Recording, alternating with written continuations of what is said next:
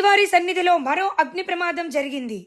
తిరుమలలోని GNC దివ్యరామన్ nursery వద్ద ఘోర అగ్ని ప్రమాదం జరిగింది.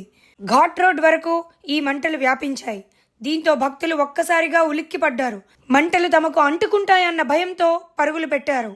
ఈ నేపథ్యంలో రంగంలోకి దిగిన పోలీసులు, అలాగే అగ్నిమాపక సిబ్బంది మంటలు భక్తులకు అంటుకోకుండా, అవి పెరగకుండా ప్రయత్నాలు చేస్తున్నారు. 3 ఫైర్ ఇంజన్లతో మంటలు ఆర్పేస్తున్నారు. ఈ సంఘటనకు సంబంధించిన వీడియో ఇప్పుడు వైరల్గా మారింది.